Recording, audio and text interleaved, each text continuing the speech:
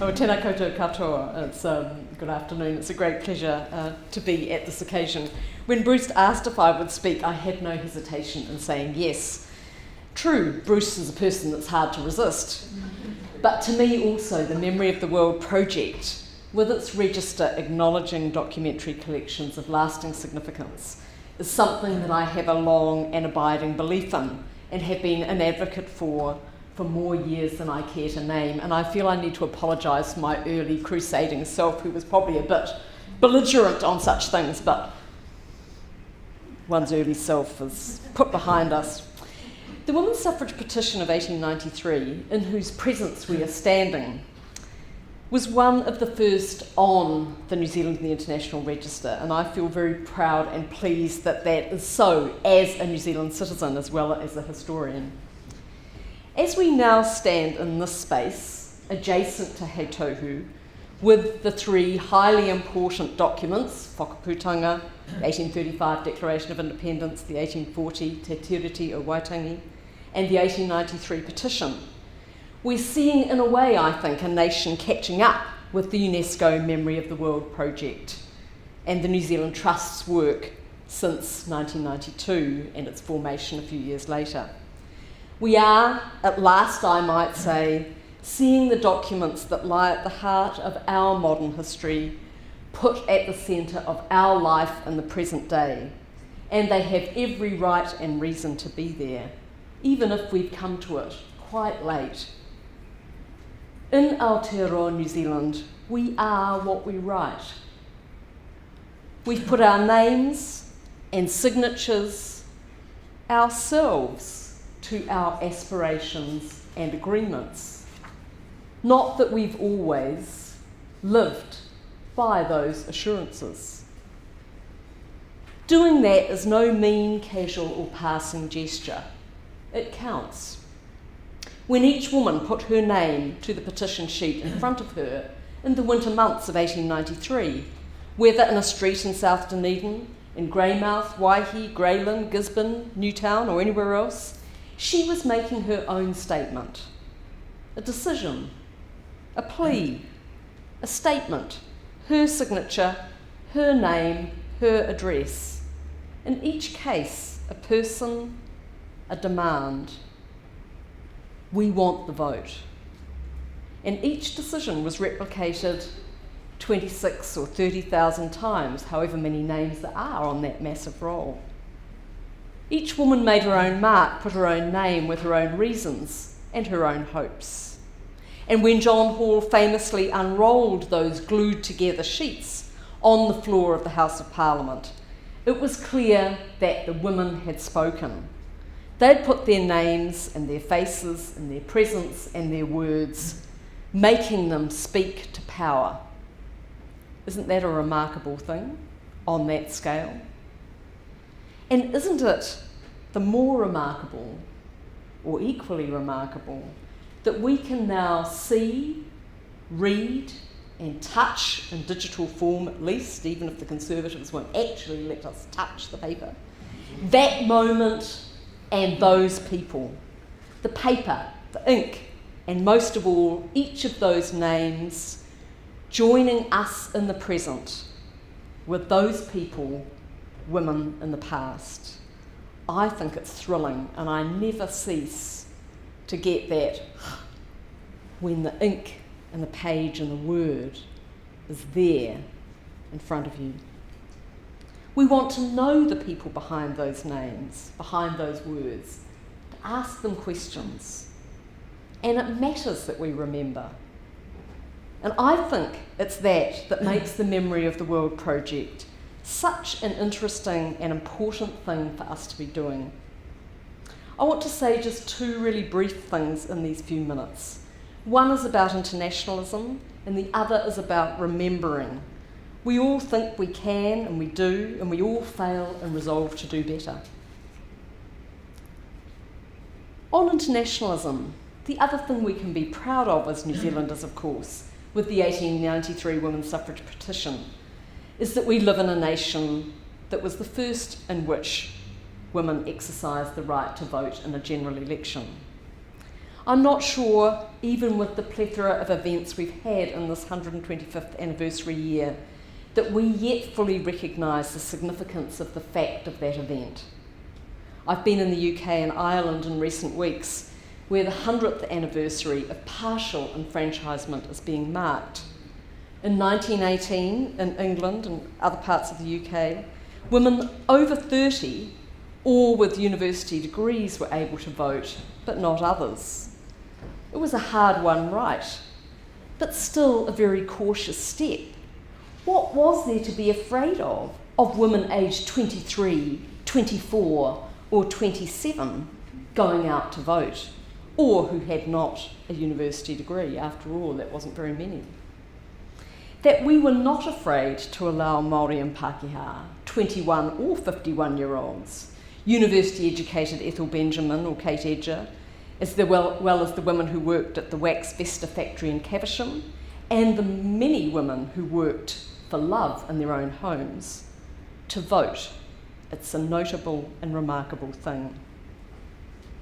But let's also look at the internationalism that underlies the other reason why we are here today, the United Nations. Prime Minister Peter Fraser's deep commitment and engagement with the machinery of collective security. Fraser, whose statue stands a few hundred metres away from us in front of government buildings, was a very active participant in the conferences that took place in 1944 and early 1945, at which the shape of the United Nations organisation was discussed. He was disappointed in the veto powers held onto by the big states, but continued to believe deeply in the principles of internationalism as a crucial mechanism to deliver the peace and the justice that underlay a lasting security, and those principles are worth us revisiting. The women of 1893, once they had enrolled and exercised their vote for the first time on the 28th of November 1893, very quickly turned their efforts to working for the world they sought, and that included forming the National Council of Women in 1896 and affiliating immediately with the International Council of Women in the same year. We can easily forget how much New Zealand played a part in the international campaign for the vote in the years from the 1893 through to the 1920s, because so much of it happened elsewhere, but that New Zealand contribution was huge. As Christabel Pankhurst famously called for in the heat and the heart of the British campaign for the vote, we want deeds, not words. It's deeds in words and deeds and words that we see in the documentary collections being inscribed today. They're wonderful in their variety and revealing in their richness. The Cambodian Oral History Project is a reminder of the importance of speech and talking, words spoken as well as words written. The collection is a powerful testament to the dangers and courage faced by groups of people caught in the later 20th century failures of global security. And within that history, the double challenge often faced by women in making new lives in a place that begins as unfamiliar territory, but that becomes home. Marty Friedlander's archive also reminds us that memory can take form in words that are pictures.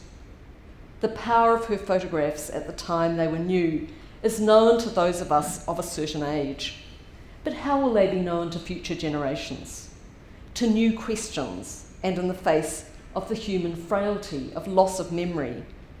It's something that occurs at a society-wide level, as well as an individual personal level.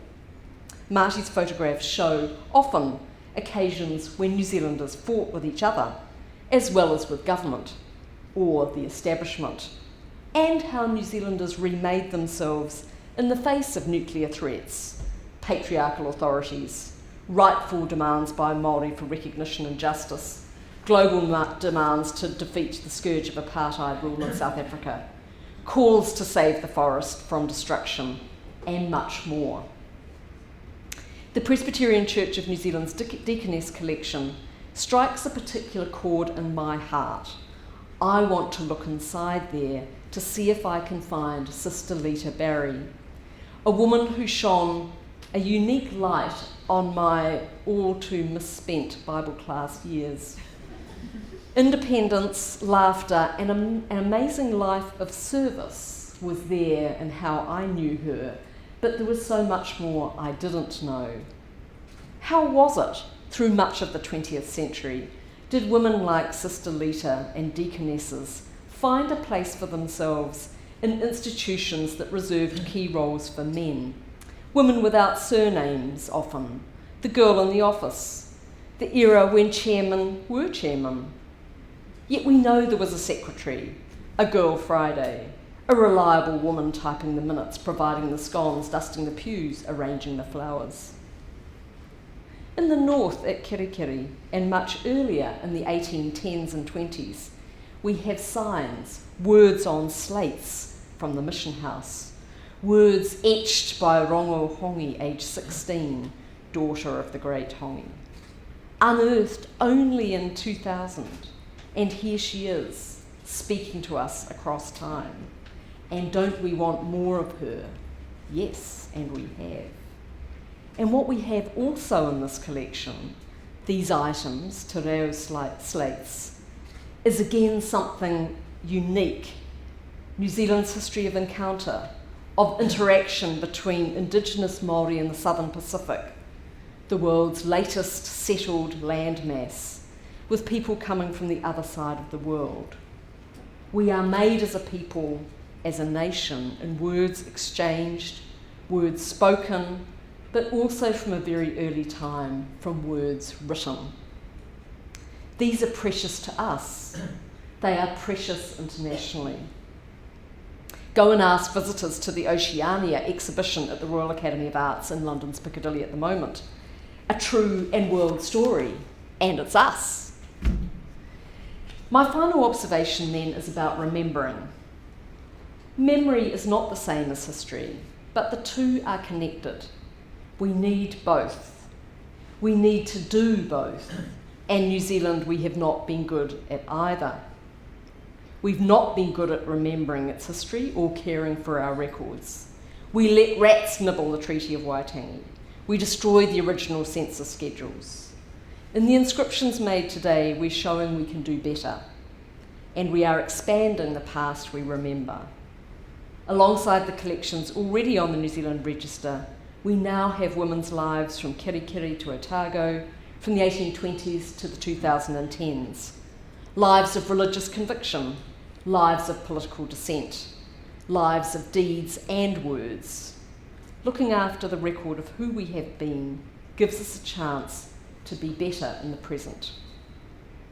Congratulations to all today's inscribers and their custodians, institutions and their staffs of these special collections, and to the Memory of the World of New Zealand Aotearoa Trust for the work you are doing. Hurrah! Kia ora koutou, katoa, kia kaha, bring on more.